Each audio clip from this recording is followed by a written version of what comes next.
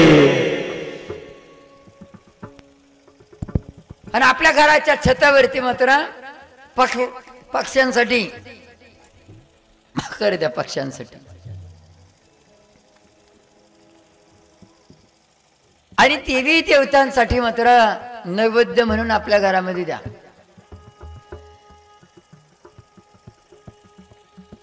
हे जर आपण केलं याला पंचबळी म्हणतं. पंचबळी. मुंग्यांना साखर द्या. मुंग्यांना साखर द्या. एक वेळचा प्रसंग आहे. आम्ही शाळेत होतो त्या टायमाला. एक दादाच्या परिवारामध्ये गरीब परिस्थिती बिकट. त्या टायमाला सुंगर नाल्यातल्या विहिरीचं काम चालू होतं. आता नेमकं यश नाही, आरोग्य नाही, शांती नाही, आणि पोटभर मात्र जेवायला नाही. मोलमजुरी केली तर खायचं, पण वाढवाच करायला जावं काय होतच काय. म्हणून मात्र असं होतं का असा प्रश्न मात्र कोणाला तरी विचारावा म्हणून मात्र एका गुरुजींना महात्म्याला कोणाला तरी विचारलं. त्यांनी सांगितलं शांती करून टाका. शांती केली म्हणजे तुमच्या मठामध्ये शांती येईल. जेवायलाच नाही, आता शांती करायची कुठून? आणि शांती काय 2 रुपयाची नाही ती. एक खारीक 1 रुपयाला आहे. तेव्हा बदामन, काजून, नारळण बिरळण शांती करायची सोपं बरं नाही भाऊ. वैतागला बेनी मात्र आत्महत्या करायला लागला का नको, जीवनच नको आता हे. पण त्याच वेळेला संगरनाल्यामध्ये बाबाजींचं विहिरीचं काम चालू होतं. तिथे आणि बाबाजी बसले आणि असं डोकं झोडायला लागले. डोकं झोडता झोडता बाबाजी म्हणले अरे झालं काय तुला? बाबाजी असे पालखीत बसेल आणि ते इकडून बसेल. तुला झालं काय नेमकं? ते म्हणजे जगायचंच नाही मला आता, मला आता जगायचंच नाही. माझ्या जीवनात जर यश नाही, आरोग्य नाही, शांती नाही, तर मग आता ते जिवंतपणी नाही तर मग मेल्यावर मिळेल का? आता कुडी सोडल्यानंतर ना, आत्मा गेल्यानंतर ना सगळंच म्हणतात त्रिकाळ शांती मिळव, पण त्याचा काय फायदा? म्हणून मात्र बाबाजींनी त्याला शांत केलं आणि सांगितलं बाळा झालं काय नेमकं? ते मला यश नाही, आरोग्य नाही, शांती नाही, कार्याला जावा काय, अंगात कपडे नाही, खायला भाकर नाही, पायात चप्पल नाही, डोक्याला तेल नाही, दाताला मंजन नाही. माझा आणि माझा परिवार मात्र अशा स्थितीमध्ये जीवन जगतो. येते कोण तिकून 2 रुपये तर नुकसान नुकसान नुकसान नुकसान. त्यावेळेला बाबाजी सांगितलं बरे चिंता कशाला करतो? मग त्या बाबाकडे गेलो, त्याने शांती सांगितले. याच्याकडे गेलो, त्याने शांती सांगितले. त्याच्याकडे गेलो, त्याने शांती सांगितली. आणि एकानं तर सांगितलं 1000 आत्म्याला संतुष्ट कर. माझीच पंचायती तेव्हा 1000 आत्म्याला संतुष्ट करायचं कसं? बाबांनी सांगितलं अरे सोपा उपाय, 1000 आत्म्याला संतुष्ट कर. म्हणला ना, मुंग्या असेल किंवा हत्ती असेल एकच का नाही? तुम्हाला एक उदाहरण सांगितलं नाही का? रेल्वेचे 50 डबे वाढणारा काय शिंगाचा ड्रायव्हर नाही तो? आपल्यासारखाच आहे का नाही? न्यायाधीश आपल्यासारखं आहे, वकील आपल्यासारखं आहे, पोलीस आपल्यासारखे, मिलिटरीमॅन आपल्यासारखे, डॉक्टर आपल्यासारखे, इंजिनियर आपल्यासारखे. पण त्याच्या शिक्षणानुसार मात्र त्यांनी ती पदवी प्राप्त केली. तसं आपल्या पुण्यकर्मानुसार आपल्याला हे शरीर प्राप्त झालं. मुंगीचं शरीर मुंगीला, हत्तीचं शरीर हत्तीला. त्यांच्या पूर्वीच्या कर्मानुसार तुका म्हणे होता ठेवण तो या भावा सापडला. आपलं काहीतरी पुण्य असेल का मात्र आपल्याला हा देह मिळाला आणि योगायोगाने तुमच्या आणि आमची भेट झाली. हा योगायोगच का नाही? म्हणून अशा स्थितीमध्ये 1000 आत्म्याला जर शांत करायचं असेल ना, सोपं उपाय त्याला काय?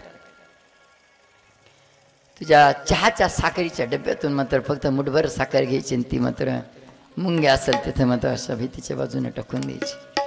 दादा मुंगी एक साखरीचा दाना घेऊन जाईल, 2-4 दिवस खात बसाल.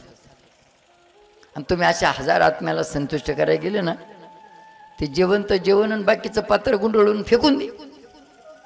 त्यातल्या त्यात खाईन तर टिचकुल्या एवढी. एक म्हणून मीठ जास्त झालं, एक म्हणून थिक जास्त झालं, एक म्हणजे काय काय भाजी होती बघ. पण मुंगी म्हणाल का असं?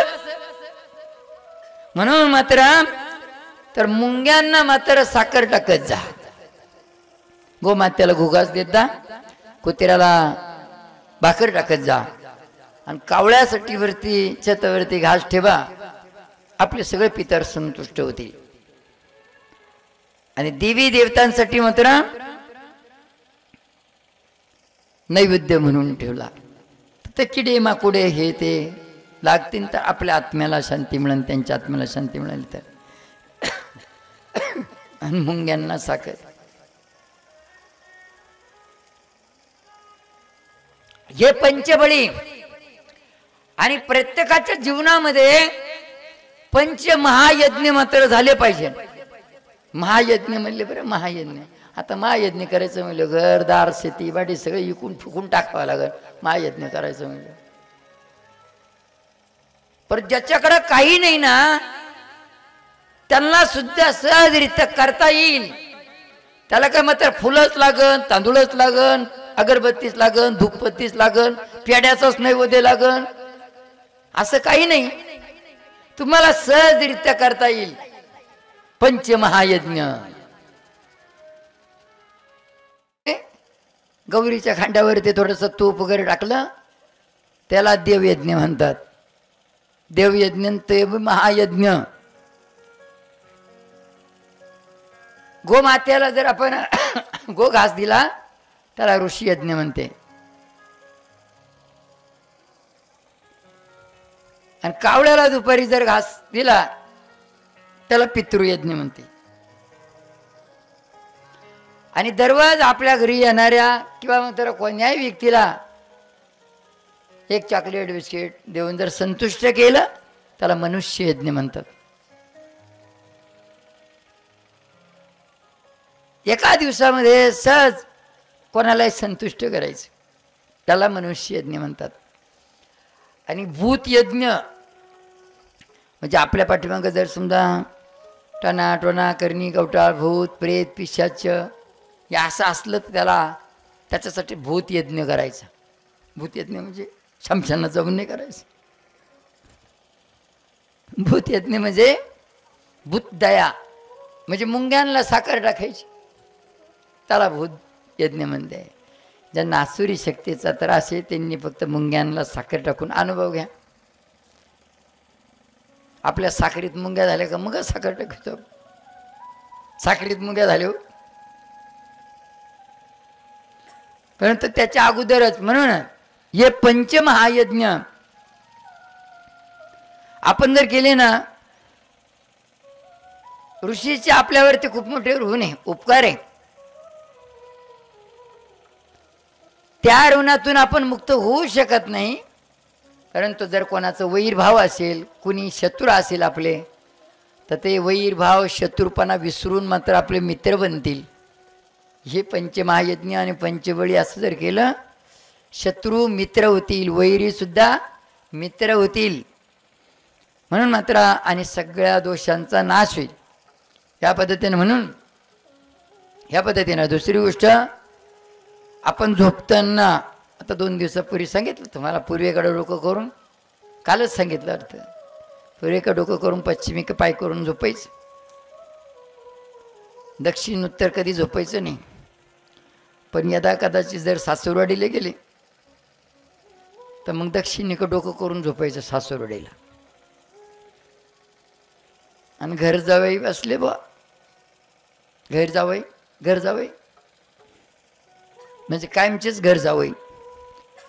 मग त्यांनी आपला प्रयोग तसंच करायचं, पूर्वेकडे डोकं करून. सासूरवाडीला गेलं पाहुणं म्हणून तरच दक्षिणेकडे डोकं करून झोपायचं. पण घर जावई असले तर मग आपला प्रयोग करायचा. हे महत्वाचं आहे. म्हणून मात्र आणि ज्या टायमाला शारीरिक स्वास्थ्यासाठी आपण लॅट्रिनला लघवीला बसतो ना, चुकून सुद्धा पूर्वेकडं आणि पश्चिमेकडं तोंड करून बसायचं नाही. सूर्यनारायण असताना उत्तरेकडे तोंड करायचं आणि संध्याकाळी रात्रीच्या वेळेस दक्षिणेकडे तोंड करायचं. पण पूर्वेकडं सूर्यनारायण, पश्चिमेकडे चंद्रदेव, म्हणून चुकून सुद्धा सूर्यनारायणकडं पूर्वेकडं आणि पश्चिमेकडे चंद्रदेवाकडे तोंड करून लघवीला संडासला बसायचं नाही. आपल्यामध्येच मात्र ब्रह्म विष्णू महेश, इथून वरती मात्र महेश, इथून तर कमरापर्यंत विष्णू भगवान, कमरापासून तर पायापर्यंत ब्रह्म. ब्रह्म विष्णू आणि महेश. म्हणून मात्र ब्राह्मण गुरुजी सुद्धा आपल्याकडून पूजा करताना काय ओम केशवाय स्वाहा, ओम नारायणाय स्वाहा, ओम माधवाय स्वाहा. आम्ही सुद्धा कधी कधी सांगतो, पहा तुमची गाडी मोटरसायकल असो, फोर व्हीलर असो, गाडी 4 तास जर उभी राहिली ना, 4 तासानंतर जर गाडीला शेल मारायचं म्हणलं तर ताण असो अथवा नसो तर 3 घोट पाणी पेल्याशिवाय गाडीला शेल मारायचं नाही. 3 घोट पाणी प्यायल्याशिवाय गाडीला शेल मारायचं नाही, 4 तास गाडी उभी राहिली तर. तसं जेवण करताना सुद्धा प्रथम पहिल्यांदा एक घास ओम केशवाय स्वाहा, दुसरा ओम नारायणाय स्वाहा, ओम माधवाय स्वाहा. जेवण झाल्यानंतर सुद्धा हातावरती, खरकट हातावरती पाणी घेऊन केशवाय स्वाहा, ओम नारायण स्वाहा, माधवाय स्वाहा असं करून मग मात्र हात धुताना ओम ऋषिकेशाय नमः, ओम ऋषिकेशाय हात धुताना असं सहजरित्या मात्र तुम्हाला करता येईल. आणि कुठलीही गोष्ट बाबाजींनी विधीमध्ये सांगितलंय. विधीमध्ये संकल्प आहे, अमुक मासे, अमुक पक्षी, अमुक तिथे, अमुक वासरे, संवत्सरे, परंतु काही असू द्या, एवढं मात्र कोणाला माहिती. आता हे प्रत्येक साधा आणि सोपा उपाय. तुम्ही ज्या टायमाला घरातून बाहेर निघणार ना,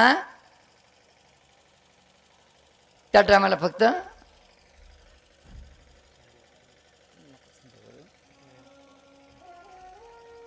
तर ज्या टायमाला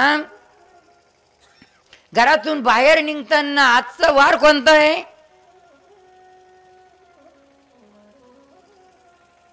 गुरुवार. फक्त म्हणा आज गुरुवार आहे, तिथी माहिती नसली तरी आज गुरुवार आहे, नमस्कार करा. तिथी आठवली तर आजची तिथी आहे, आज अमावस्या आहे, आज हे नक्षत्र आहे. आयन मात्र आयन 6 महिन्यात बदलतं आणि संवत्सर मात्र वर्षभर बदलतं. संवत्सर ऋतू मात्र 2 महिन्यात बदलतो. पण एवढं जरी माहिती नसलं तर फक्त जेवढं माहिती तेवढं निसं नमस्कार केला तर तो तुमचा दिवस मात्र सुखात जाईल. याला म्हणते संकल्प. हा संकल्प सहजरित्या मात्र करता येईल. आणि आपल्याला 2-3 जणांचे आपले वाढदिवस साजरे झाले याच्या अगोदर. त्या वाढदिवसामध्ये आपण सांगितलं तुम्हाला का शारीरिक स्वास्थ्याबद्दल ह्या मधल्या बोटाने दात घासायचे, मधल्या बोटाने दात घासायचे. म्हणून अशाच पद्धतीनं त्याचा पण विधीमध्ये सगळे मंत्र आहे आपल्या विधीमध्ये आहे. हे बाबाजींची अनुष्ठान शाळा साफ करत असताना ती प्रत सापडली होती. त्या प्रतीवरून मात्र ही विधीचं पुस्तक. याच्यात मोडतोड अजिबात नाही, जशाच तशी. आणि त्याच्यामध्ये मंत्र घेतले. तुम्ही कपडे घालत असताना सुद्धा कोणता मंत्र आहे, दात घासताना, तीर्थ घेताना, सगळे. म्हणून मंत्र या पद्धतीनं दात घसताना दुसऱ्या कोणत्याने या बोटाने दात घसायचे, मधल्या बोटाने. आणि त्यामध्ये तुम्ही दररोजच दात घसते, दररोज दात घसते, पण दररोज दात नाही घसायचे, त्याला काही कालावधी आहे. आपल्या पाठीमाग जी परेशानी होते ना त्याचं कारण काय, म्हणून मात्र दात कवा घसायचे नाही. तर सूर्यनारायण जेव्हा राशीत प्रवेश करतो ना त्यावेळेला मात्र दात घसे, त्याला संक्रांती कालावधी म्हणते. संक्रांती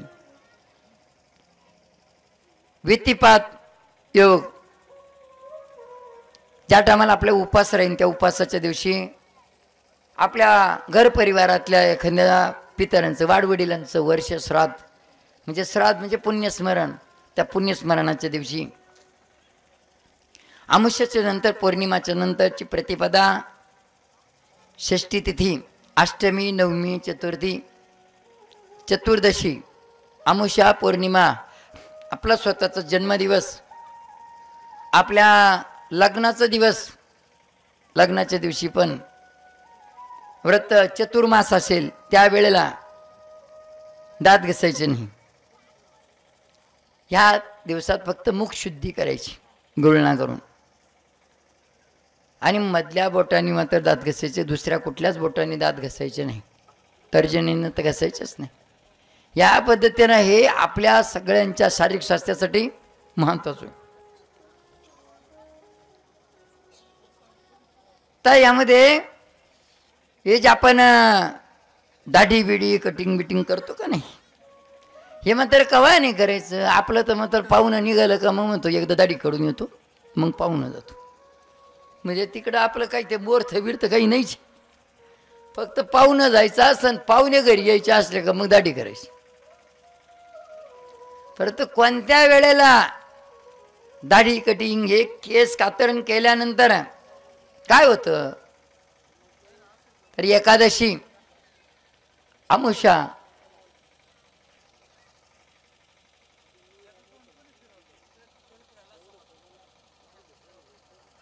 तिथल्या माणसाने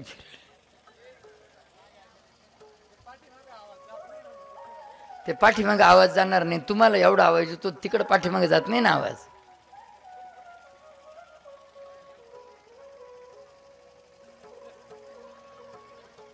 ते म्हणून राहिले आवाज येईना.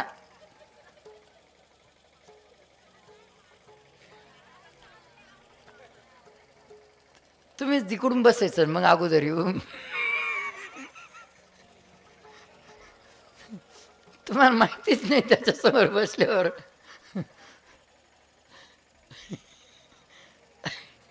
तर म्हणून लक्षपूर्वक आहे का, एकादशीचा दिवस, अमावस्या, चौदस म्हणजे चतुर्दशी, पौर्णिमा, संक्रांती, व्रत म्हणजे उपास, प्रदोष, सोमवार, एकादशी, एखाद्याचा गुरुवार असेल, शनिवार असेल, जे व्रत उपास आपण करतो त्या उपासाच्या दिवशी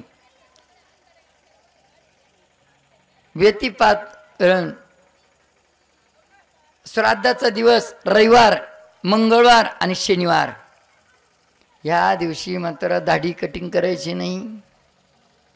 आता तुम्ही म्हणा काय होतं पाहू, काय होतं, काय होतं असं म्हणलो, होऊन गेलो मग पस्तावा करशान तुम्ही. काय होतं म्हणून मात्र मेल्यावर पाहू काय होतं, मेल्यावर पाहू काय होतं. मेल्यावर काय होणार आहे, माग जिलेबी करून खातीन ते, काय होणार आहे, असंच होणार आहे. गोडधोड खातीन ते म्हणतील मीठ कमी होतं आणि तिखट जास्त होतं, थांबा विषय. परंतु ह्याच जीवनामध्ये ह्या गोष्टीतून तुम्हाला त्याचा परिणाम दिसून येईल.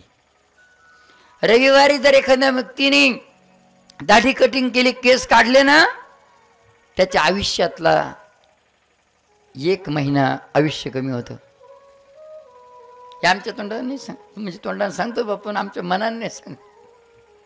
मंगळवारी जो व्यक्ती मात्र केस कातरण मित्रण हे तर करेन ना, त्याच्या आयुष्यातले 8 महिने कमी होते. मंगळवारच्या दिवशी केस कातरण केले, त्याच्या आयुष्यातल्या मर्यादामधले 8 महिने आयुष्य कमी होतं. शनिवारी जो मात्र केस कातरण वगैरे करेन, त्याच्या आयुष्य मर्यादातले 7 महिने आयुष्य कमी होतं. म्हणून ज्या व्यक्तीला आपल्या जीवनामध्ये यश, आरोग्य आणि शांती पाहिजे ना, त्या व्यक्तीने सोमवार गुरुवार कधी मात्र चुकून सुद्धा, सोमवार गुरुवार तरी राहायचं, चुकून सुद्धा सोमवारी गुरुवारी मात्र केस कातरण करायचं.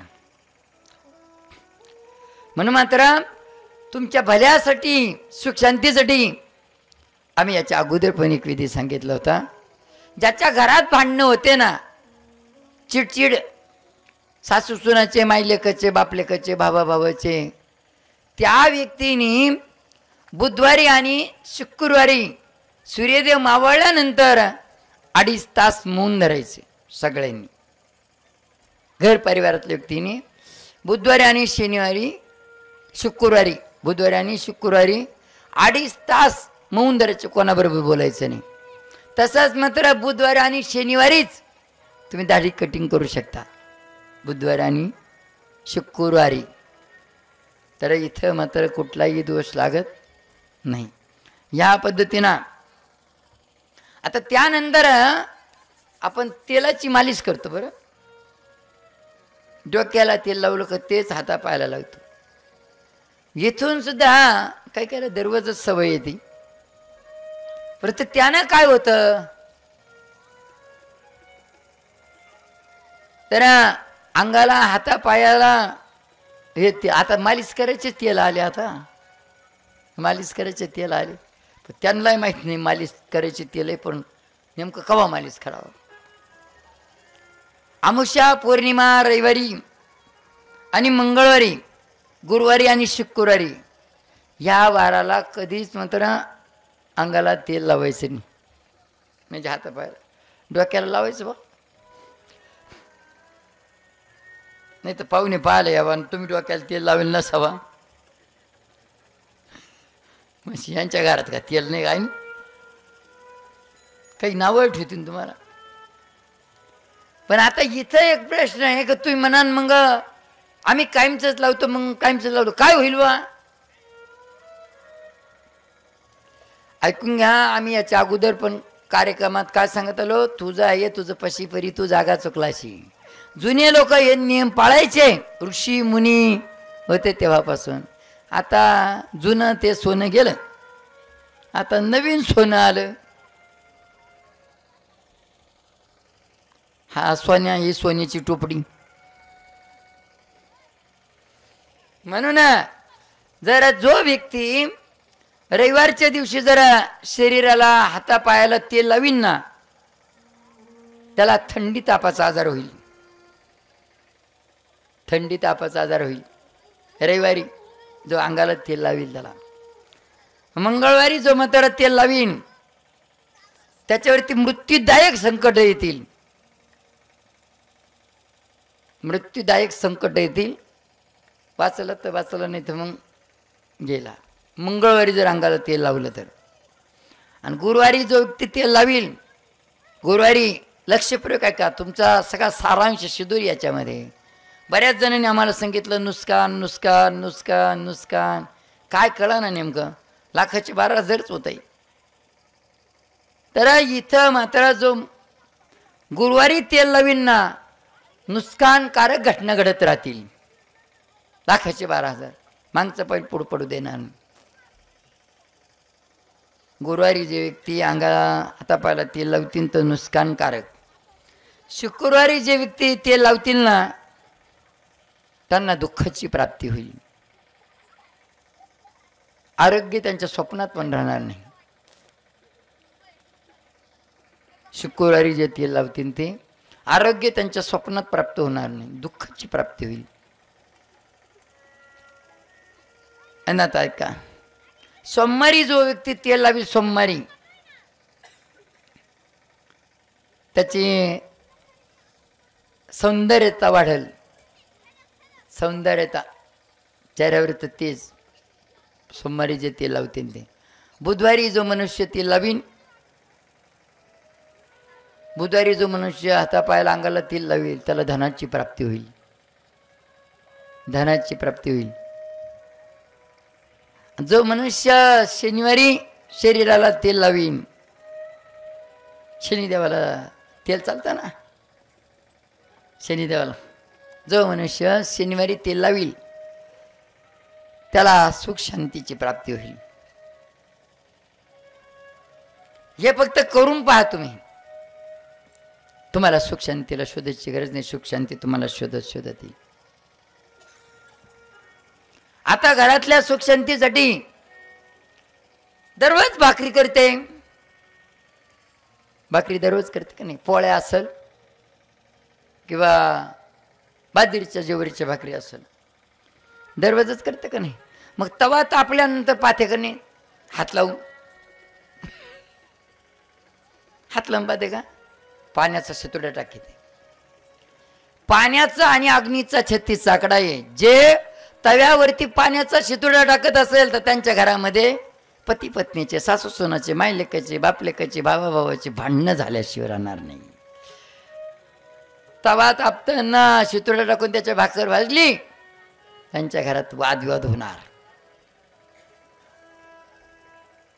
परंतु तुमच्या घरातल्या सुख शांतीसाठी मग तुम्ही म्हणा, मग तवा तापला का नाही कसं पाहायचं? आता हे चुल्यातला अग्नी तुम्ही जर पाण्याने हिजावला तरी तुमच्या घरामध्ये अग्नीवर पाणी टाकले हो कसं वाजतं?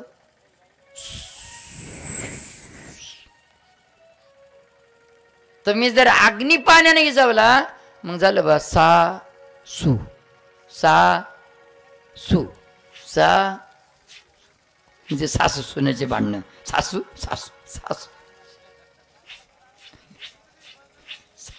सासू. म्हणून तवा तापला का नाही पाण्याकरता दुधाचे शितोडे टाका. आणि चुल्यातला अग्नी हिजवण्याकरता दुधानं हिजवा. आपण काय करतो? दूध उतू गेलं, चुल्यात गेलं, मग तो शिवार पण कृष्ण. दूध उतू गेलं का अगोदर नाही देत आपण. अग्नी दुधानं विजवा आणि तवावरती मात्र दुधाचे शितोडे टाका. काय अनुभव येतो पावर? आपलं घर जर पुसत असताना, आपलं घर पुसत असताना खाऱ्या पाण्यानं पुसा, मीठ टाकून. आसुरी शक्तीचा प्रभाव मात्र तुमच्या घरात राहणार नाही. प्रत्येक गुरुवारी तुळशीला मात्र दूध, पाणी, थोडीशी 2-3 दाणे साखरेची टाका त्याच्यामध्ये. आणि ते प्रत्येक गुरुवारी मात्र तुळशीला टाकत जा. ज्यांच्या लग्न संबंध जमत नाही त्यांनी गुरुवारच्या दिवशी मात्र पाण्यामध्ये चिमटवर हळद टाकून आंघोळ करत जा.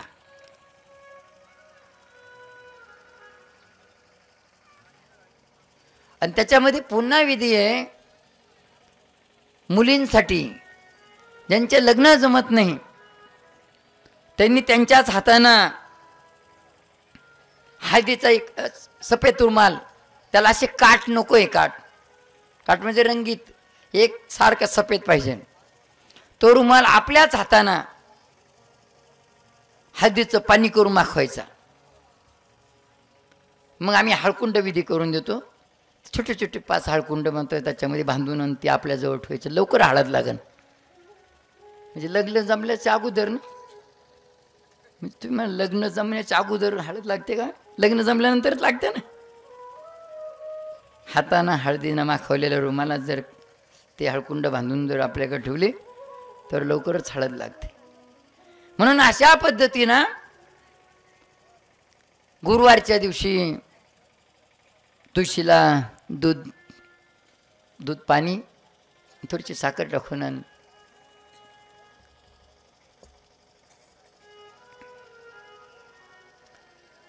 आणि प्रत्येक दिवशी तुमच्या घरामध्ये दाराच्या समोर दोन्ही दरवाजाच्या बाजूना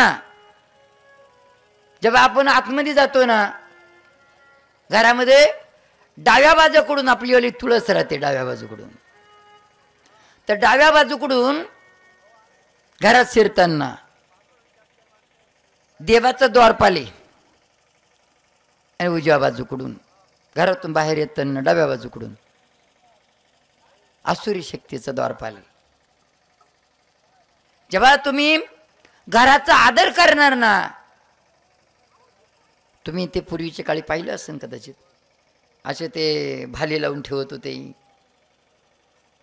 याच्या टायमाला नाही का ते कथा असते बा भागवत महापुराणाची. श्रीकृष्ण भगवंताला मात्र सुदामादेवी भेटायला जातो, तर त्या टायमाला त्याला आतमध्ये जाऊ देत नाही.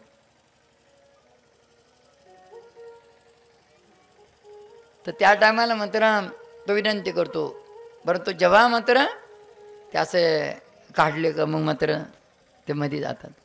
तसं मात्र जेव्हा मात्र तुम्ही उंबऱ्याचा आदर करणार त्या टायमाला ते द्वारपाल मात्र आपले ते काढून घेतात. आणि जेव्हा उंबऱ्याचा आदर करणार आणि त्या टायमाला दैविक शक्ती मात्र आतमध्ये प्रवेश करू देत नाही राक्षस. म्हणून त्याच्याकरता प्रत्येक दिवशी थोडंसं दूध पाणी एकत्र करून दरवाजाच्या दोन्ही बाजूला अशा पद्धतीनं थोडंसं टाकत जा. आणि इथं रांगोळी काढताना अशी चांदणी काढायची जा, दरवाजाच्या दोन्ही साईडला रांगोळीची चांदणी काढा. तुमच्या घरामध्ये सुख शांती मिळा. आता 2-4 ठिकाणी मात्र आम्ही गेलो होतो काल का परवा दिवशी, कदाचित काय इथंच घरी बसलो होतो काय कोण, आम्ही इथं खुर्ची टाकून एक सारखे 3-4 दरवाजे असे, या कडाना पाहिलं का तिकडचं दिसतं एकसारखे एक लाईनमध्ये. असे जर एकसारखे एक लाईनीमध्ये दरवाजे जर असले ना, त्या घरात सुख शांती नाही मिळत. ह्या दरवाज्यात उभा राहिल्यानंतर मागच्या दरवाज्यातलं व्यक्ती दिसल का, ह्या दरवाज्यात उभा राहिल्यानंतर मागच्या बाजूचा भाग दिसल, देट घराचा मागचा भाग, त्या घरात सुख शांती नाही मिळत. काही ना काही परेशानी आहे. मग तुम्ही म्हणा मग आता पाडून टाकायचं ते, आता दरवाजे बंद करायचे. त्याच्यासाठी पर्याय मधले जे दरवाजे आहे ना, मधल्या दरवाजाला असे पडदे लावा, ते अशा कडीचे नाही, माग सारायचे नाही. त्या दरवाजे लेवरचे पडदे एकदम फिक्स पाहिजे. तुम्ही आतमध्ये शिरून गेल्यानंतर पडदा ऑटोमॅटिक बंद झाला पाहिजे. जाड पडदा लावायचा, तुम्ही आतमध्ये शिरल्यानंतर पडदा ऑटोमॅटिक बंद झाला पाहिजे. आणि समोरचा मेन दरवाजा जो आहे ना तुमचा वापराचा मेन दरवाजा, त्या मेन दरवाजाचा जो पडदा आहे ना, त्या पडद्याला खालून मात्र घंट्या लावायला, घंट्या छोट्या छोट्या घंट्या, वाऱ्यानं मात्र तो पडदा हल्यानंतर त्या घंट्या, घंटीचा आवाज, देवस्थानी घंटी का म्हणून वाजवतो आपण, त्या घंटीचा आवाज जिथपर्यंत जाईल ना तिथपर्यंत भूत प्रेत पिशाचे टानाटोना करणे कवटळ काही चालत नाही. एवढंच नव्हे, गोमातेच्या म्हशीच्या गळ्यामध्ये जर घंटी वाजली ना, त्यांना मात्र कुठलाही आजार होत नाही. चारा जास्त खाते चाराच्या टायमाला घंटीचा आवाज. म्हशींना जर ते टापरते नाही का, काळं राहतं ते, आता ते वेगळ्या घंट्या निघाल्या पितळाच्या, पण त्याच्यापेक्षा टापर महत्वाचं काळं प्याल्यासारखं टळम टळम, ते वाजलं म्हशी चांगल्या चारा त्या, चांगला चारा खात्या. तसं आपल्या घरामध्ये सुद्धा सुख शांती दैविक शक्तीचा वास व्हावा, त्याच्याकरता समोरच्या मेन दरवाजाच्या पडद्याला मात्र घंट्या बांधा. हे आपल्या सगळ्यांसाठी खूप महत्वाचं आहे. फक्त एवढं बदल करा आपल्या आचार विचारामध्ये, तर सगळा बदल होईल. तुम्ही बदललं तर राष्ट्र बदलल, तुम्ही बदलले तर राष्ट्र बदलल. म्हणून मात्र थोडंसं कालच्या मार्गदर्शनातून थोडंसं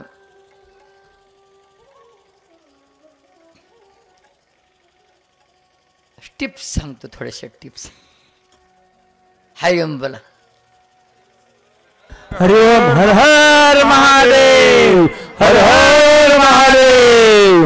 हर हर महादेव. तर आताही मात्र शारीरिक स्वास्थ्याबद्दल मात्र चिठ्ठ्या आल्या. म्हणून जर समजा एखाद्याला किडनी स्टोन,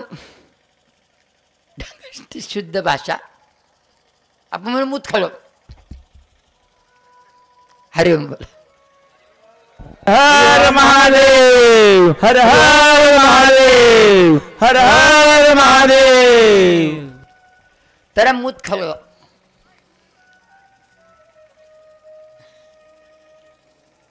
मुतखड्याचा आजार असला त्यासाठी गाजराचा हलवा बनवायचा, शिरा, त्याच्यामध्ये विभूती टाकून घ्यायची, 2-4 दिवस नंतर करून आराम वाटून. जळालेलं असलं ना, ज्या ठिकाणी जळालेलं असलं त्या ठिकाणी केळीचं घर लावा किंवा कोरपड लावा, जळालेलं चटका चुटका बसलेला. आणि एखादी वस्ती कळत नकळत विषारी वस्तू लहान मुलांनी खाल्ली तर त्याच्यासाठी म्हणतो ना, मीठ चाटवा त्याला, मीठ, तर ती विषारी वस्तू निघून जाते.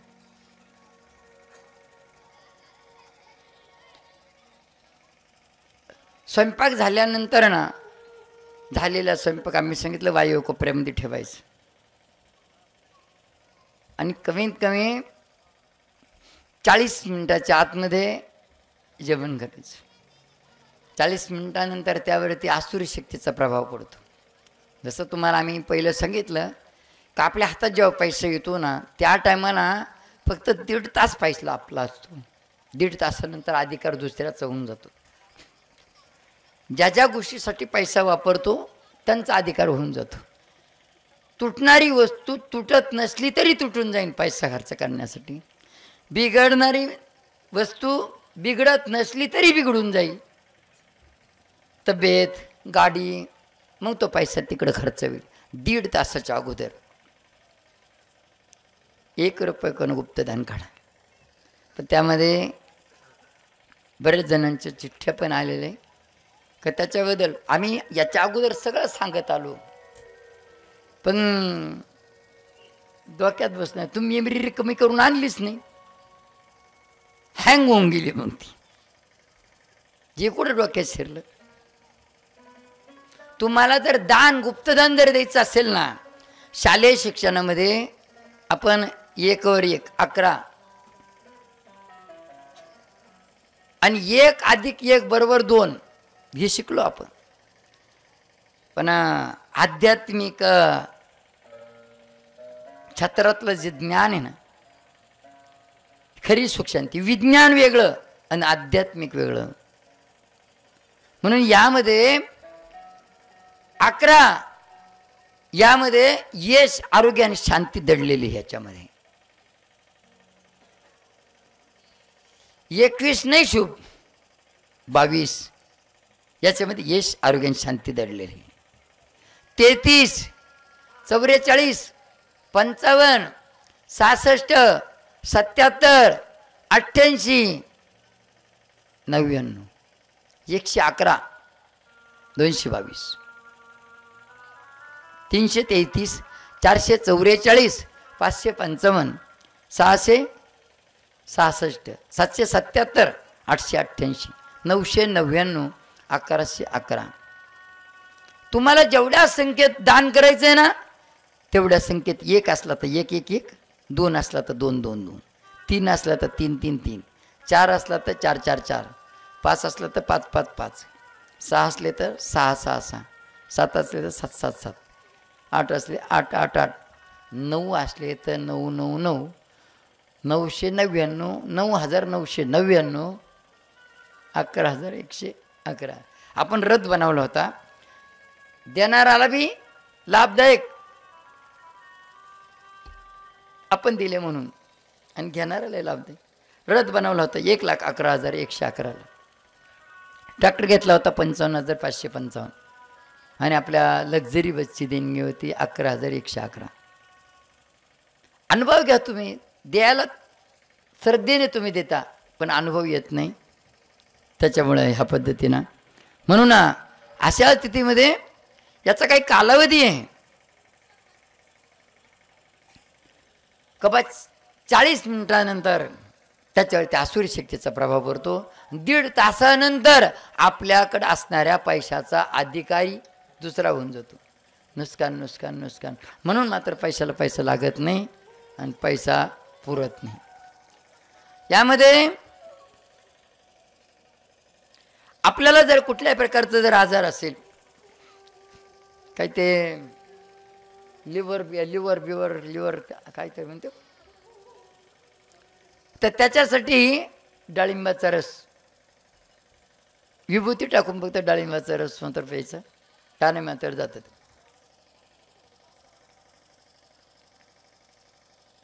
जर समजा आपल्या केसांना चालणी लागली, केस बीस येते,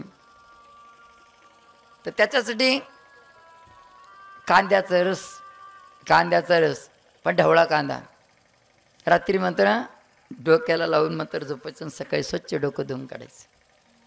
पण वरच नाही लावायचं, केसांच्या मुळाला लावायचं. आणि मुळीदाचा आजार असला तर त्याच्याबद्दल सांगितलं काल आपण. या पद्धतीनं हे आता आपण पुढच्या भागाकडे जाऊया. तर मग प्रथम पहिल्यांदा काय सांगायचं ते एक भजन घ्या. तुम्ही प्रश्न विचारणार, त्याचं उत्तर देणार.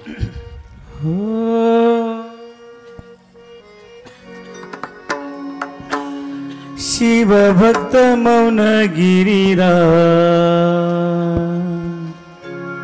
शिव भक्त मौन गिरीरा, आज मला लागले स्वामींचे ध्यान. शिव भक्त मौन गिरीराज, आज मला लागले बाबांचे छान. आज मला लागले स्वामींचे ध्यान. शिव भक्त मौन गिरीराज, आज मला लागले बाबांचे ध्यान.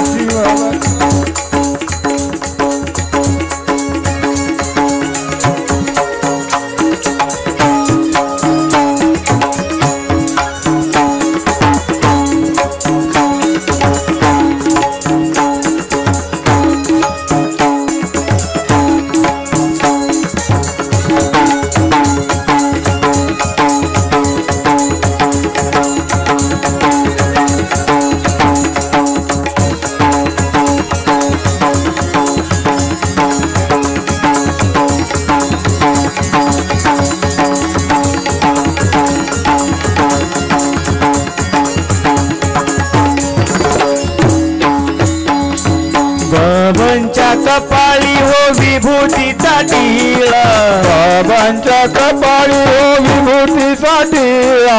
स्वामींच्या कपाळी हो विभूतीचा टिळा, स्वामींच्या कपाळी हो विभूतीचा टिळा. विभूतीने स्वामी दिसे छान, हो विभूतीने बाबा दिसे छान. आज मला लागले स्वामींचे ध्यान. शिव भक्त मौन गिरीराज, आज मला लागले बाबांचे ध्यान.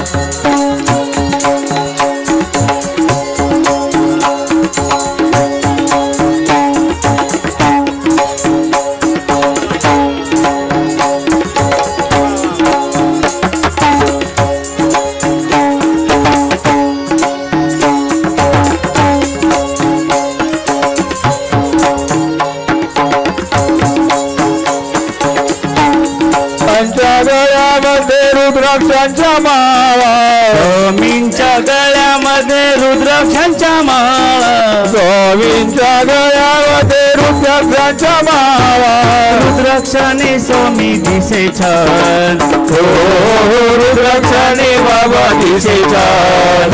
आज मला लागले स्वामींचे ध्यान. शिव भक्त मौन गिरीराज, आज मला लागले बाबांचे ध्यान.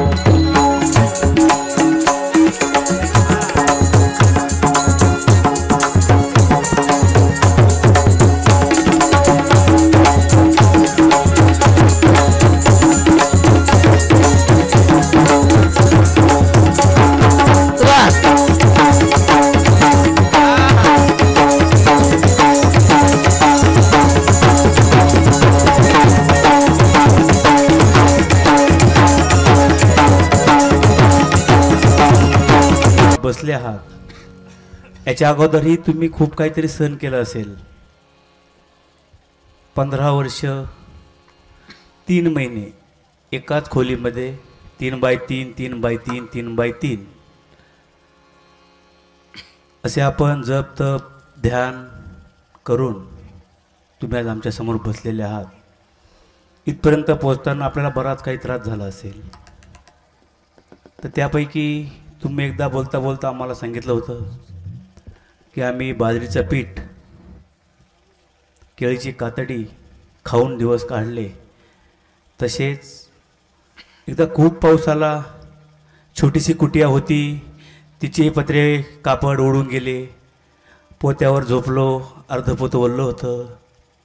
ते दिवस आम्हा सर्वांना सांगावे ही विनंती. तर जीवन गाथा गहने तो प्रसंग सांगितलं म्हणजे ते दिवस आठवते आणि ते दिवस आज आठवते म्हणून फ्री आहे. ते दिवस जर आठवले नसते मनात गरिबीतून श्रीमंतीत यावा माणसाने, पण श्रीमंतीतून गरिबीत येऊ नये हे 2 दिवसापूर्वीच सांगितलं. म्हणून मात्र तो प्रसंग होता. याच्या अगोदर पण तुम्हाला सांगितलं होतं आम्ही की जेवण मिळत नव्हतं, तेव्हा दात होते, चणे नव्हते फोडायला, आणि आता चणे आहे तर दात. तुम्ही पाहिले ना आता हे 2-3 वेळेस दात आले. याचं कारण काय आहे? म्हणजे वेळेवरती ते घेणं नाही. या हिरड्या आहे ना, या ढिल्ल्या होऊन जात्या. मग एखादा शब्द असा आला का ते डायरेक्ट लुटून देते.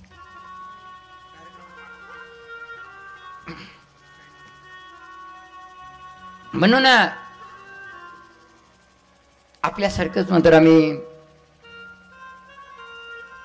कामधंदा करायचो, कारागिराच्या हाताखाली कामाला जायचो. पहिल्यापासून मात्र तळमळ होते का बा काहीतरी मरावे परी कीर्तिरूप उरावं आणि आई वडिलांना थोडीफार साथ द्यावा. या येतो ना कामधंद्याला जायचो आम्ही. परंतु त्याच्यामध्ये खूप काही तळमळ गेले. फोटो काढायचा धंदा केला, तरुदा काटा घेऊन आणि भाजीपाला विकायचा धंदा केला.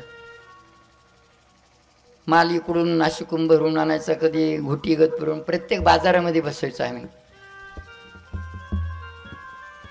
तो पण अनुभव सांगतो तुम्हाला. येवल्याचा बाजार होता, कधी कधी त्याच बाजारामध्ये माल खरेदी करायचा. दुसऱ्या दिवसाचा बाजार. शेवटी बाजार उलगत आला का मग कोणाचा शिल्लक राहिला तर घरी जाण्याच्या ओघाने मात्र एक खटी माल देऊन टाकायची.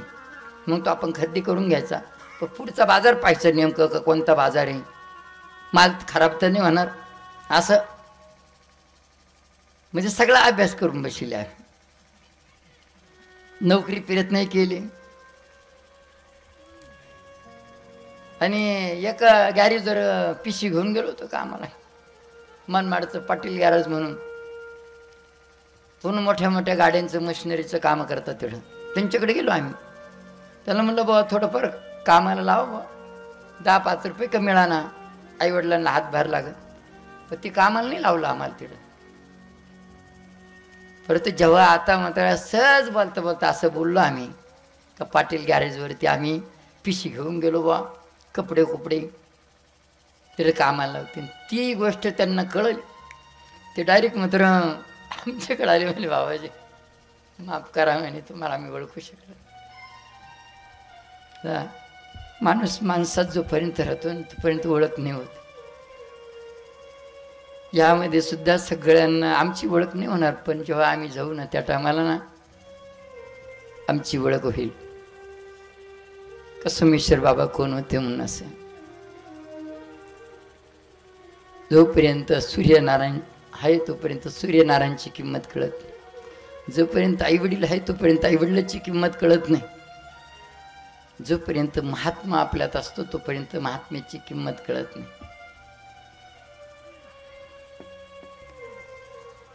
तर ही गोष्ट उद्याही तुम्हाला मात्र पाहायला मिळेल. तुमच्या सानिध्यामध्ये 2 दिवस 4 दिवस आम्ही राहिलो. एक सुंदर मात्र एक हे प्रत्येक रोपट मात्र खूप मस्त. त्याला पाणी जर नाही टाकलं ना कोमजत. पण 2 असे रोपटे त्याला पाणी न घालता ते कधीच कोमजत नाही. एक आहे प्रेम आणि दुसरा आहे जिव्हाळा. हे दोन्ही रोपटे असे याला पाणी न घालता हे रोपटे तसेच राहते. आज तुम्हाला आम्ही मात्र ह्या गोष्टी देतो म्हणून पाणी घेतलं बी नाही घेतलं बी, दूध घेतलं बी नाही घेतलं बी, तरीपर्यंत आम्ही मात्र तुमच्या समोर मात्र कोमजत नाही. तू माय मिले करू बाबा, तुम कसा विसरू बाबा, तुम कसा विसरू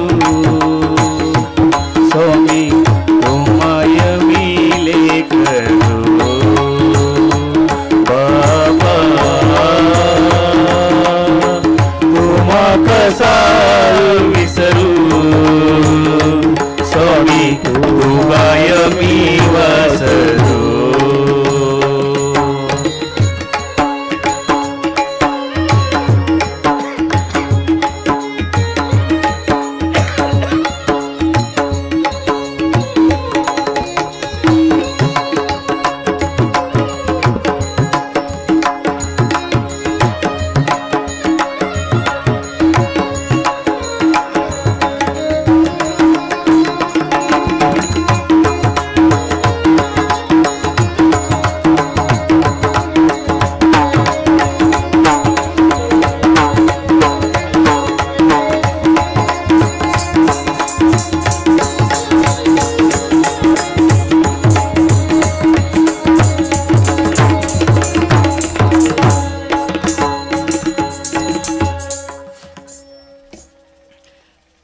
संत महात्मे मात्र हेच करत असतात. प्रेम आणि जिव्हाळा हेच वाटत असतात. खरा तो एकच धर्म जगाला प्रेम अर्पण. आम्ही लहानपणापासून सगळ्यांमध्ये राहिलो ना, फक्त सगळ्याची मन जिंकले फक्त ह्याच गोष्टी. आम्ही जेव्हा राग भरून मात्र गेलो होतो आम्ही तिकडं साधनेच्या बाहेर निघाल्यानंतर थोडेसे चिडचिड झाली. बिहार, काशी, गोरखपूर, इलाहाबाद तिकडं त्या मिस्त्रीच्या गावाला गेलो होतो आम्ही. त्यांना आपल्या भाषा समजत नाही. एक मुलगा त्याचं 35-40 वय झालं, लग्न जमत नव्हतं. आणि आम्ही आश्रमाला जागा पायासाठी गेलो होतो तिकडे. 3 दिवस तो मुलगा आमच्या बरोबर राहिला. काशीपर्यंत आणून सोडलं तिने आम्हाला. आणि सांगताना फक्त सांगितलं मला, बाबाजी इस्लाम समाजाचा मुलगा होता. पण आम्ही इथून उठलो ना तर लगेच आमचं आसन घेऊन मात्र जिथं बसायचं तिथं लगेच आमच्या बरोबर असणाऱ्यांना तो आसन घेऊ देत नव्हता. आसन घेतलं घातलं बगलामध्ये का जिथं बसायचं तिथं. फक्त एवढीच मात्र 3 दिवस बरोबर राहून एखादा आपल्या बरोबर असणारा मुलगा जर आसन घ्यायला लागला आणि तो म्हणायचा, तुम्ही कायमची सेवा करते, आता मला सेवा करू दे. त्या टायमाला काशीमध्ये सोडताना अक्षरशः नंतर गाड्यात पडपड रडायचं आणि म्हटलं, महाराज तुमच्या सेवेतून मला काहीच नको आहे, फक्त तुमच्या सेवेतून माझं लग्न जमावं. आता नाव होतं रिजवान. रिजवान आपण म्हणलो आपण मार्गदर्शन द्यायचं, पण नेमकं आपण आपल्या पद्धतीनं देऊ, पण समाज माहित नाही आपल्याला. ते फक्त म्हणले का तुमच्या सेवेतून फक्त माझं लग्न जमावं, बस एवढंच म्हणला. आम्ही फक्त मान हलवली, तिथून निघून आलो. तर इकडं आल्यानंतर ते मिस्त्री त्यांच्यात परिचित होते ना, ते मिस्त्री आम्हाला चौथ्या दिवशी भेटायला आले. ते म्हणलं मिस्त्री रिजवान दादांना फोन करा, त्यांना मार्गदर्शन द्यायचं. चौथ्या दिवशी चांगलं आठवतं. चौथ्या दिवशी कारण की एका जीवात जीव मिळून गेला. आम्ही 8-10 दिवस बरोबरच होतो. मग कामधंद्याची लाईन लावून ते चौथ्या दिवशी भेटायला आले. म्हणलं रिजवान दादांना फोन लावा, आपण थोडंसं लग्नाबद्दल मार्गदर्शन. त्यांना फोन लावला. त्यांनी डायरेक्ट तिकडून सांगितलं मला बाबाजींच्या सेवेचं फळ मिळालं, माझं लग्न झालं. म्हणे 4 दिवसात डायरेक्ट फोटो पाठवला तिकडून जोडीचा. म्हणजे हा प्रभाव हे का सांगायचं तुम्हाला, आपण काय देत नाही, फक्त प्रेम आणि जिव्हाळा हेच. आणि हेच मात्र तुमच्या डोळ्यात पाणी आणतं, आमच्या डोळ्यात पाणी आणतं. हेच आत्तापर्यंत या 7 दिवसाच्या कालावधीमध्ये बसलेले आपले ज्ञानेश्वर भाऊ, बाकीचं मंडळ कुठलीच काही गोष्ट कमी पडू दिली नाही. तीनदा विचारणार पाणी आहे का. रात्री पाऊस झाला दादा, आज मात्र सांगतो परमेश्वरा त्याच्या सेवेमधून तो आपला अंकित आहे. एवढा मोठा कार्यक्रम चालू असताना मात्र तो येऊ शकत नाही. रात्री आम्ही 2:30 वाजेपर्यंत जागो होतो. 2:30 वाजता नाही आला बाबा, तर आम्हाला झोपू दिलं. डोळा लागला मग त्याला सुद्धा काळजीवर. ते पाऊस चालू असताना कोणीतरी आलं, पाठीवरचा पंप मात्र घेऊन मध्ये लाईट सुटून दिला. मध्ये अंधार पडला असेल, लाईट गेली असेल म्हणून मध्ये लाईट सुटून दिला. जेव्हा आम्ही मात्र पहाटे उठलं तेव्हा पाहिलं तर केवढा मोठा जिव्हाळा. त्यांचं काय वर्णन करावं. जाता जाता सगळा समाज मात्र अशा पद्धतीनं कुठलंच कमी पडू दिलं नाही. तर आमच्याकडून काही जर चुकी झाली असेल तर आम्ही क्षमा मागतो. भक्ती प्रेमा विन ज्ञान नको देवा, भक्ती प्रेमा विन ज्ञान नको देवा, भक्ती प्रेमा विन ज्ञान नको देवा, भक्ती प्रेमा विन ज्ञान नको देवा. अभिमान नित्य नवा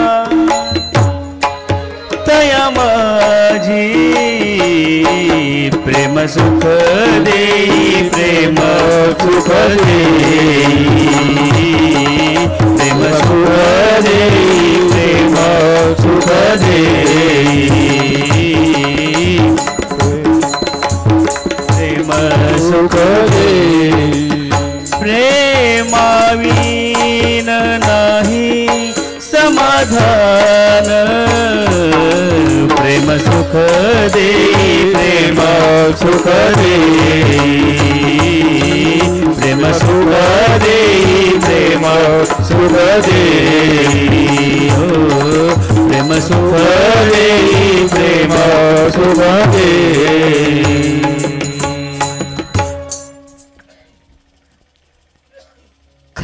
खरं जर आपल्या जीवनातलं धन दौलत असेल ना, ह्या 2 गोष्टी सांभाळा, बाकी सगळं येईल. प्रेम आणि जिव्हाळा हे सहजरित्या नाही मिळत. म्हणून आम्हाला इथल्या परिसरातल्या व्यक्तींनी आणि नियोजक मंडळाने या दोन्ही गोष्टी भरभरून दिल्या. हे आम्ही कधीच मात्र विसरणार नाही. प्रत्येकाला आस होते की आमच्या घरी बाबाजींनी यावा. प्रत्येकाने त्यांच्या घराच्या समोर नेऊन आमचा आदर सत्कार केला. याच्या अगोदरही मात्र दिवस आठवते, आम्ही जेव्हा घरदार सोडलं त्या टायमाला आई वडिलांचा पण खूप जीव होता आमच्यामध्ये.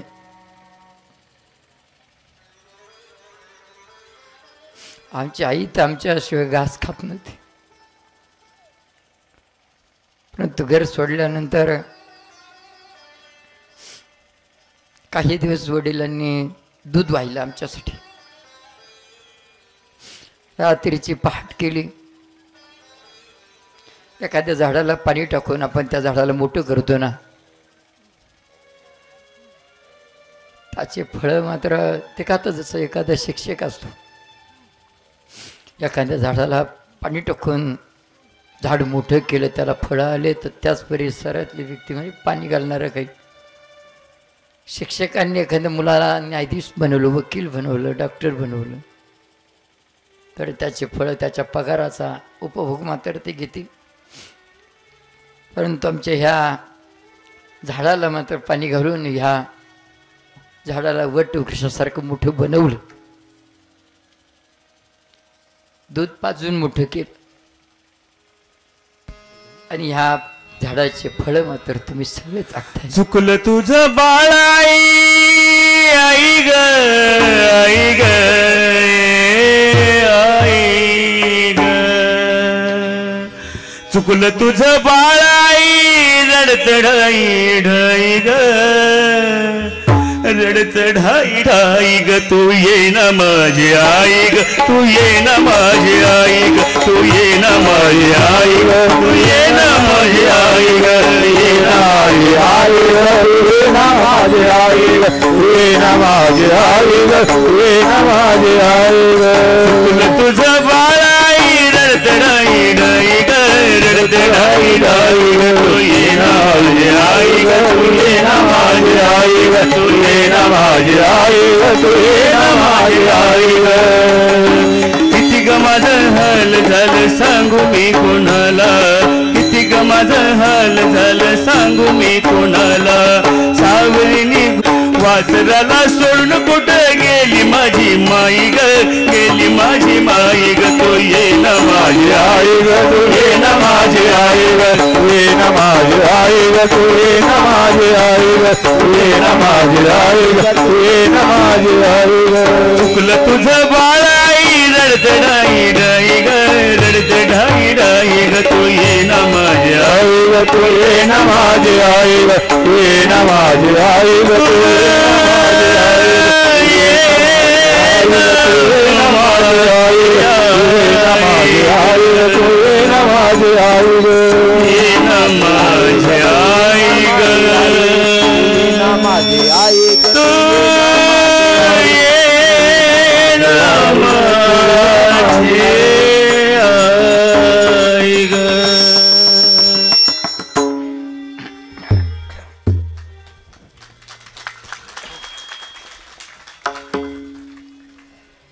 तर घरदार सोडल्यानंतरचे प्रसंगही आताच मात्र तुम्हाला तो प्रसंग दिसला, तर वेळ येईल त्या टायमाला मात्र सांगू.